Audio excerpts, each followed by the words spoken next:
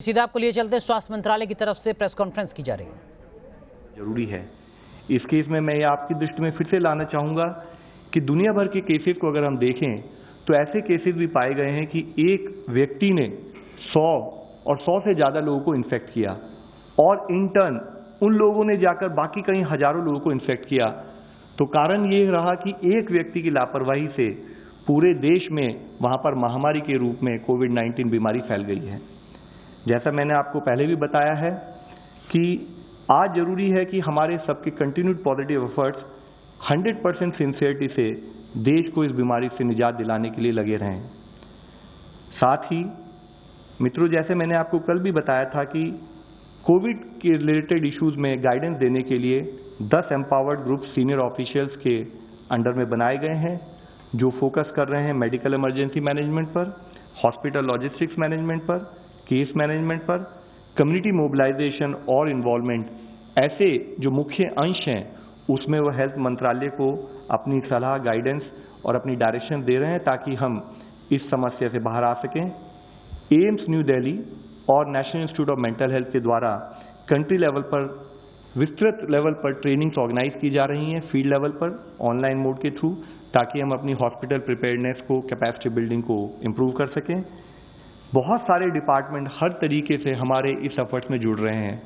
उदाहरण के तौर पर मिनिस्ट्री ऑफ स्किल डेवलपमेंट और एंटरप्रेन्योरशिप ने अपने सभी नेशनल स्किल ट्रेनिंग इंस्टीट्यूट्स और उनके हॉस्टल्स को क्वारंटाइन और आइसोलेशन फैसिलिटी बनाने के लिए निर्णय ले लिया है। मिनिस्ट्री ऑफ स्किल डेवलपमेंट और एंटरप्रेन्योरशिप ने हमें ये भी लिखा है कि जितने भी हेल्थ केयर के जो स्किल डेवलपमेंट कार्यक्रम उनके लेवल पर चले हैं, उसके द्वारा 1 लाख कर्मी हैं जो हमारी सहायता के लिए आज हमें उपलब्ध हैं। उन्होंने हमें 2000 हेल्थ केयर ट्रेनर्स और 500 से ज़्यादा हेल्थ केयर असेसर की भी एक सूची भेजी है, जो कि हमारे को क्वारंटाइन, आइसोलेशन और हॉस्पिटल फैसिलिटीज़ में इन्फेक्टेड लोगों के इलाज में सपोर्ट कर सकती है। साथ ही ministry of north eastern region ने नेशन वाइड लॉकडाउन के चलते नॉर्थ ईस्ट रीजन में मेडिकल इक्विपमेंट्स और इमरजेंसी गुड्स के ट्रांसपोर्टेशन के लिए कार्गो एयर फ्लाइट्स के लिए एक्सक्लूसिव रन करने की मंजूरी भी दी है। अगर हम आज का डेटा और इससे पहले का डेटा भी एनालाइज करें तो जैसे मैं पहले भी बताता रहा हूं कि हमने पाया है कि जो लोग एल्डरली हैं और जो साथ में उनको कोमॉर्बिडिटीज जैसे hypertension, chronic disease, kidney disease, diabetes और पल्मोनरी डिजीजेज या साथ में डिक्रीज इम्यूनिटी है उनकी, वह लोग ज़्यादा ससेप्टेबल हैं इन्फेक्शन के। तो उसके तहत हम कंटिन्यूसली उनसे रिक्वेस्ट करते आ रहे हैं कि उनको लॉकडाउन और सोशल डिस्टेंसिंग का पालन जरूर करना चाहिए। मिनिस्ट्री ने कल ही एल्डरली पॉपुलेशन के लिए एप्रोप्रिएट प्रिवेंटिव हेल्थ मेजर्स क्या हैं उसके लिए भी एक डिटेल्ड एडवाइजरी इशू की है।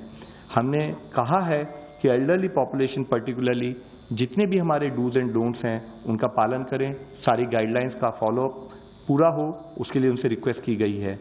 इसके साथ ही कोविड-19 जिन जिन केसेस में रिपोर्ट हुए हैं वहां पर जो पब्लिक प्लेसेस हैं उनका डिसइंफेक्शन कैसे किया जाए उसके ऊपर भी एक डिटेल्ड गाइडलाइन कल हमने इशू की है, जिसमें इंडोर एरियाज, आउटडोर एरियाज और पब्लिक टॉयलेट्स को कैसे डिसइंफेक्ट किया जाए उसके बारे में हमने गाइडलाइंस बनाई हैं। मैं आप सबके द्वारा सभी को सूचित करना चाहूँगा कि ये जो हमारी गाइडलाइंस हैं ये हमारी वेबसाइट mohfw.gov.in पर भी उपलब्ध हैं। कृपया करके इनको आप पढ़ सकते हैं और इनके द्वारा जो हमने सलाह सूचना दी है उसको उपयोग करें। माननीय प्रधानमंत्री जी ने 29 मार्च को मन की बात कार्यक्रम में आम जनता से बात करते हुए एक अपील की थी। उन्होंने कहा था, एवं एवं विकार अपि तरुणः साध्यते सुखम, यानी बीमारी को उसकी जड़ से ही खत्म करना चाहिए। और फिर मैं कहना चाहूँगा इंग्लिश में कि an illness and its course should be nipped in the bud itself.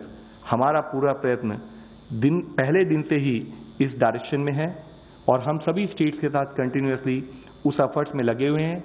अभी हमारा मेजर एफर्ट है कि हम डेडिकेटेड कोविड हॉस्पिटल्स बनाएं, हेल्थ इंफ्रास्ट्रक्चर को इम्प्रूव करें, टेस्टिंग फैसिलिटीज़ को और स्ट्रेंथन करें, ताकि किसी भी तरह से अगर कोई भी सिचुएशन आए देश उससे निपटने के लिए तैयार हो। एक विषय मैं फिर से कहना चाहूँगा कि हमें किसी को पैनिक करने की ज़रूरत नहीं है, हमें ज़रूरत है अवेयरनेस की। ये बीमारी है, बीमारी के बारे में अगर हमें सारी टेक्निकल डिटेल्स पता होंगी, हमें उसके डूज एंड डोंट्स का क्लैरिटी होगी और हम उसको ढंग से फॉलो करें तो सामूहिक रूप से ये लड़ाई हम लड़ सकते हैं और जीत सकते हैं। इस लड़ाई में अर्ली आइडेंटिफिकेशन एक क्रूशियल स्टेप है।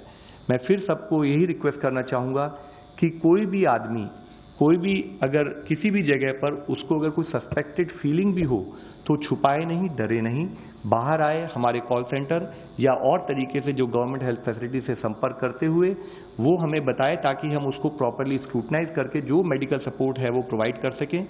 ये इसलिए ज़रूरी है क्योंकि अगर कोई केस लेट डिटेक्ट होता है तो जो केस हम सिम्टोमेटिक लेवल पर ट्रीट कर सकते हैं, ढंग से ट्रीट कर सकते हैं, वह केस भी कई बार क्रिटिकल हो जाता है। तो प्लीज़ हमें हेल्प करें कि आप हमारे को टाइम पे सपोर्ट दें, टाइम पर अर्ली आइडेंटिफिकेशन में हमारी हेल्प करें और हम यूनाइटेड इस बैटल को लड़ सकें। इस आशा के साथ जैसे कि अब तक हम लोग करते रहे हैं, आगे भी हम लोग उसी तरह से एफर्ट करेंगे। मैं आप लोगों से और आपके द्वारा सभी से विनती करना चाहता हूँ। धन्यवाद। धन्यवाद। गृह मंत्रालय के प्रवक्ता से अनुरोध।